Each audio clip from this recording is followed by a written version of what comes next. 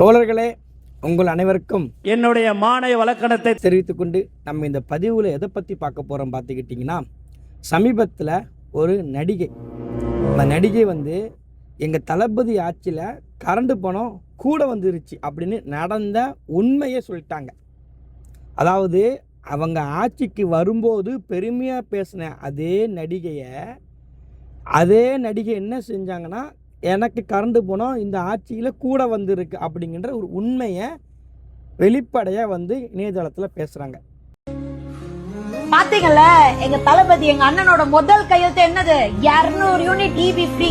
இப்போ நீங்க எல்லாரும் என்ன இந்த வீடியோவை நான் தான் ஃபர்ஸ்ட் அப்லோட் பண்ண, அதனால நான் சாரி கேட்கிறேன். ஆல்மோஸ்ட் 2-3 மந்த்ஸா நம்ம சாமானிய மக்களுக்கு அவங்களோட EB பில் அவ்வளோ அதிகமா வந்துட்டே இருந்து, எனக்கும் இதே நிலைமை தான். அண்ட் டிவிக்கே கரண்ட் பில் விஷயத்துல சொன்ன மாதிரி இப்போ வரைக்கும் ப்ராக்டிக்கலா அந்த மாதிரி எதுவுமே நடக்கவே இல்லை. நான் சாரி கேட்டுக்கிறேன்னு சொல்லி வெளிப்படையாக சொன்னாங்க. இது எந்த இடத்துல நம்ம ஒருத்தனுக்கு முட்டு கொடுக்கணும்னு வச்சுக்கோங்களேன், அந்த முட்டு தப்பான முட்டு தெரிஞ்சு அந்த முட்டை விளக்குறது சரியான ஒன்று. அதற்கு தான் நமக்கு அறிவுன்னு ஒன்று இருக்குது. நம்ம கொடுத்த முட்டு சரிதான் அப்படின்னு நினைக்கிறதே அடி முட்டாள்தனம். அப்படி அறிவுள்ள அந்த சின்னத்திரை நடிகை அறிவோடு வெளியே வந்துட்டாங்க. இவ்வளோதான், இது ஒரு சாதாரண செய்தி.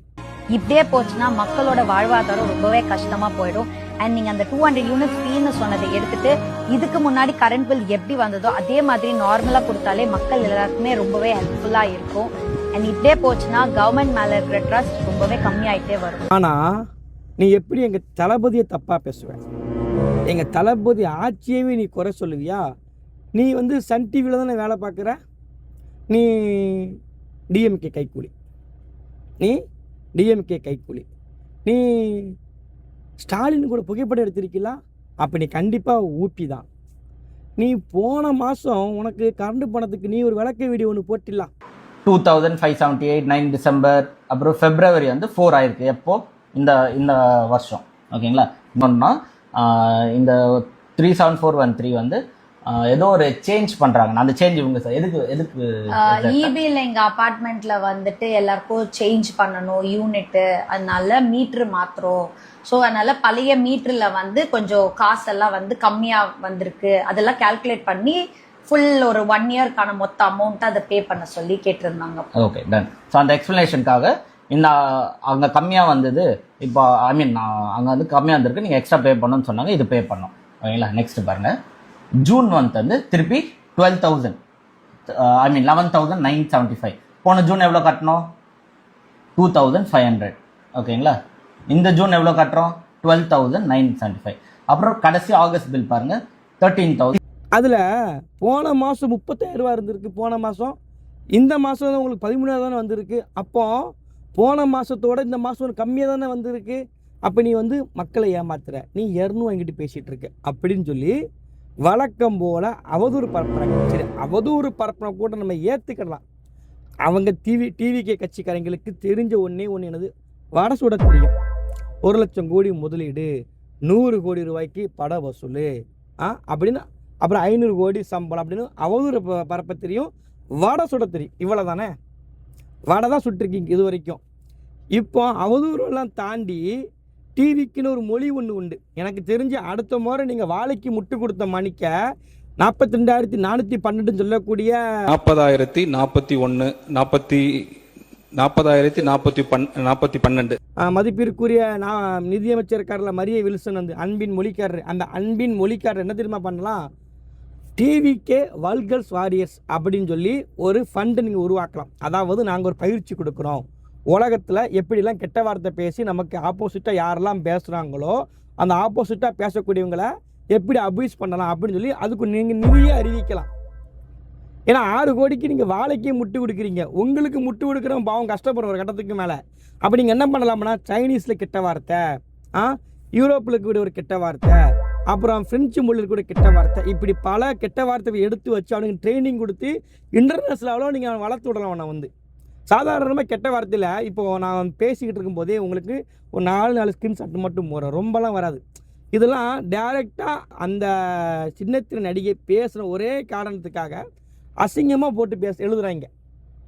இதில் மிக முக்கியமான ஒன்று, இந்த அசிங்கமாக எழுதுகிறாம்ல இவன் முழுக்கவே விஜய் படத்தை தான் டிபியில் வைக்கிறான். எனக்கு புரிய மாட்டேங்குது, ஏன்டா அவ்வளோ அசிங்கமாடா நீங்களா? உன் கட்சி தலைவனை தூக்கின்னு வைக்கிற.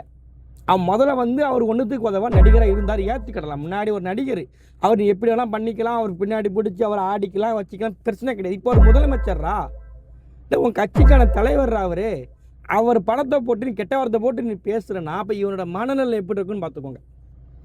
இது தனக்கு ஒரு சம்பவம் நடந்துருச்சு, அதை தான் வெளிப்படுத்துகிறாங்க அவங்க.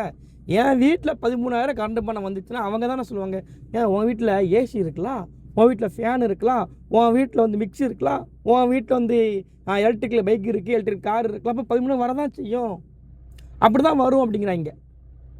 இப்போ இவங்க வீட்டில் இது எல்லாம் இருக்கிறது பிரச்சனையா, இது இல்லைங்கிறது ஒன்று பிரச்சனை, எனக்கு புரியல. நீ இல்லைனாலும் என்ன வேணாலும் பேசிடலாமா? அவங்க உழைக்கிறாங்க, அவங்க வாங்குறாங்க. அவங்கள பொறுத்த வரைக்கும் அந்த 13,000 அந்த நீ சொல்லக்கூடிய மிக்ஸி, நீ சொல்லக்கூடிய கிரைண்டர், நீ சொல்லக்கூடிய ஏசி, நீ சொல்லக்கூடிய எலக்ட்ரிக்கல் கார், எலக்ட்ரிக்கல் ஸ்கூட்டி எது இருந்தாலும் ஒரு குறிப்பிட்ட தொகை வரும்போது அந்த அமௌண்ட்டு ஒருத்தங்க அவங்க அதாவது ஒரு பட்ஜெட் வச்சுருப்பாங்க, அந்த பட்ஜெட்டை தாண்டி வரும்போது அது அதிகமாக தானே தெரியும் உங்களுக்கு. இதே தான் விஜய் சித்து பேசினார், 63,000 கரண்ட் பணம் சொல்லி சொன்னார். உண்மையிலே இந்த மாசம் கரண்ட் பில் பார்த்தோம்னா மனசு வழியே வந்துச்சுடா. 62,000 ஃப்ரீலாம் எது சொல்லுவாங்களே நமக்கு இல்லையா? அதெல்லாம் நம்ம கடந்து எங்கேயோ போயிட்டோமா. இது வரைக்கும் நம்ம கட்டணத்திலேயே ஹையஸ்ட் கெரியர் ஹிஸ்டரினே சும்மா கிடையாதுல்ல. அடுத்த மாசம் அதை பீட் பண்றோம். விஜய் சித்து வந்து அசிங்கமாக பேசினாங்க. நீலாம் பொழைக்க தெரியாதவனா சுற்றிட்டு நடந்த, 4 சோத்துக்கு வல்லம் சுற்றிட்டு நடந்த, இப்போ உனக்கு நான் எனி டைம் உனக்கு ஏசி ஓடுது, 40 கம்ப்யூட்டர் வச்சுருக்க, கிட்டத்தட்ட ஒரு 10-15 பேர் வேலைக்கு வச்சுருக்க, பின்ன கரண்ட் வரதாண்டா செய்யும் அப்படிங்கிறாங்க.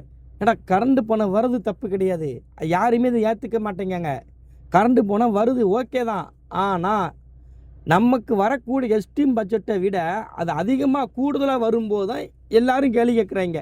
அதுதான் விஜய் சுற்றி கேட்குறாரு. 63,000 வந்தால் நீங்கள் வந்து கேள்வி கேட்பீங்களை வந்து எங்கள் தளபதியாக முழுக்க அபியூஸ் பண்ணுறாங்க. எதை எடுத்தாலும் அதுக்கு ஒரு முத்திரை குத்துறாங்க. இதே தான் போன முறை டிஎம்கே பண்ணிச்சு. என்ன பண்ணிச்சு? யார் கேள்வி கேட்டாலும் அவன் சங்கி, அவன் கைக்கூலி அப்படி பேசுகிறாங்க. இன்றைக்கி இவனை யார் எடுத்தாலும் இவன் டிஎம்கே ஊப்பி, இவன் டிஎம்கே 200 ஊப்பி கைக்கூலிங்கிறாங்க. இதுக்கு முன்ன குட்டி இதே மாதிரி விஜய் அவர்கள் பிரச்சாரத்தில் பேசுவார், ஒருத்து இல்லை அப்படின்னார். எது ஒருத்து இல்லை? அவர் பொண்டாட்டியும் அவருக்கு போடப்பட்ட அந்த வழக்கும் அதெல்லாம் அவ்வளோ ஒருத்தில் விட்டுருங்க அப்படின்னு சொன்னார், நீதிமன்றத்தில் போடப்பட்ட வழக்கு. அப்போ தையப்புக்குன்னு குதிச்சாங்க. என்ன குதிச்சாங்க? டிஎம்கே அப்படியே ஸ்டாலின் அவர்கள் வந்து சங்கீதாவை மேனிப்புலேட் பண்ணி மூளையெல்லாம் மண்டையெல்லாம் மாற்றி டிவோர்ஸ் கேஸ் போட வச்சிட்டாங்க. அண்ணன் கெட்ட பேர் ஏற்படுத்தி கொடுக்கறதுக்காக டிஎம்கே செஞ்ச சதிங்கன்னாங்க. அதையும் இந்த மலுமட்டைங்க நம்பினாங்க. இந்த மலுமட்டைக்கு எப்படிப்பட்ட மலுமட்டைக்கு கிடச்சிக்குன்னு பாருங்கள். விஜய் கட்சிக்கு புருஷன் பொண்டாட்டி பிரச்சனை, பொண்டாட்டி தன்னுடைய புருஷன் சரியில்லைன்னு சொல்லி நீதிமன்றத்துக்கு போகிறாங்க. அந்த நீதிமன்றத்துக்கு போனதுக்கு டிஎம்கே தான் காரணம்னு சொன்னாங்க, அதையும் நம்பினாங்க. இப்போ அந்த வழக்கை நம்ம வாபஸ் வாங்கிருச்சு. இப்போ யார் சரிப்பா நம்ம வழக்கு வாபஸ் வாங்கிருச்சு? அப்போது வெளியே தெரிஞ்சிருச்சா, எக்ஸ்போஸ் ஆயிடுச்சா?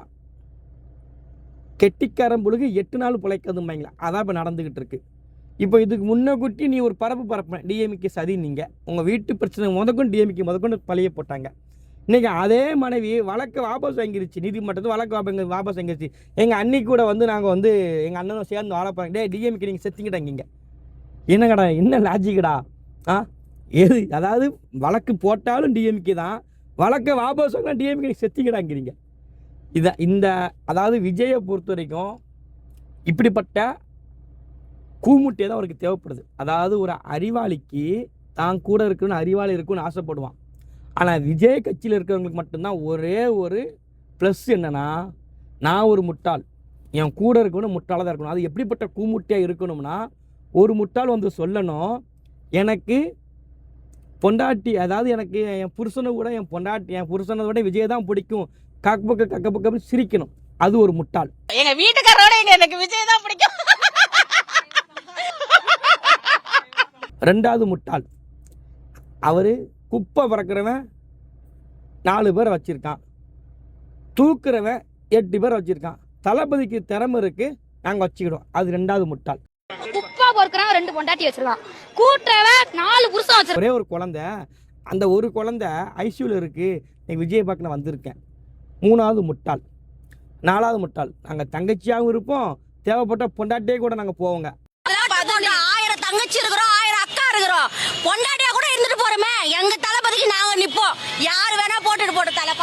அஞ்சாவது முட்டாள். இப்படி இவங்க தேடப்படக்கூடிய ஆட்கள் யாருன்னா டிவிகே கட்சியில் முட்டாள்களை தேடிக்கிட்டு இருக்கிறாங்க. அறிவாளியை தேடல். ஏன்னா ஒரு அறிவாளி தான் தன் பக்கத்தில் அறிவாளி இருக்குன்னு ஆசைப்படுவான். ஆனால் முட்டாள் தான் கூட இருக்கிறவன் ஆகச்சிறந்த முட்டாளை தேர்ந்தெடுத்துருப்பாங்க. அப்படிப்பட்ட முட்டாள்களாக சேர்ந்து இன்னைக்கு அதிகாரத்தில் போய் சுற்றிக்கிட்டு இருக்கிறாங்க. என்ன நடக்கு ஏது நடக்குன்னு கூட தெரியாத அளவுக்கு தமிழ்நாட்டில் போய்கிட்டு இருக்கு. ஒட்டு மொத்தமாக இவங்களை யார் கேள்வி கேட்டாலும் இவங்களுக்குன்னு டிவிகேக்குன்னு ஒரு பாஷை, ஒரு மொழி இருக்குது. அந்த மொழி நடையில் மட்டும்தான் இவங்க பதிலே சொல்கிறாங்க. அதில் தாக்கப்பட்டு பாதிக்கப்பட்ட ஒருத்தங்க தான் இந்த சின்னத்திரை நடிகை வைசானி தானிக்காவும். அப்போ டிவிகேவை யார் கேள்வி கேட்டாலும் இப்படி தான் நாங்கள் தாக்குவோம் அப்படின்னு வெளிப்படையாக மிரட்டல் கொடுக்குறாங்க. இது ஒரு சும்மா டெய்லர் தான், இப்போ தான் விரிய வர ஆரம்பிச்சிருக்கு. இன்னும் அதாவது மக்களே ஓட்டு போட்டுன்னு டிவிக்கு வர வச்சாங்களா, இன்னும் வெகு சீக்கிரத்தில் இது 100 நாள் தான், இன்னும் 150 நாள் 200 நாள் போகும்போது மக்களே விரட்டி செருப்பால் தர இந்த மக்கள் வெளியே நின்று போராட்டம் பண்ணி இந்த கட்சி ஆட்சிக்கே வேண்டாம், இப்படிப்பட்ட ஒரு மானங்கெட்ட ஆட்சி வேண்டான்னு சொல்லி வெகு சீக்கிரத்தில் விரட்டி அனுப்பக்கூடிய காலம் தமிழ்நாட்டில் நடக்க தான் போது, கண்ணால் பார்க்க தான் போகிறோம். கூடிய சீக்கிரத்தில் இந்த டிவிகே கட்சியை மக்களே அடித்து விரட்டி துரத்த போகிறாங்க. அதுக்கு காரணமும் இந்த முட்டாள்கள் மட்டும்தான். முட்டாளை வச்சு ஆட்சிக்கு வந்தார்களா, இதே முட்டாள்களை வச்சு இவருடைய ஆட்சிக்கு மிகப்பெரிய பின்னடைவும் இருக்க போதுங்கிறதுல மாற்றுக்கிறது கிடையாது. அதனால் தோழர்கள் உங்கள் அனைவருக்கும் எனது மன்மாத நன்றியை தெரிவித்துக் கொள்கின்றேன். அடுத்த ஒரு பதிவில் சந்திக்க நன்றி, வணக்கம்.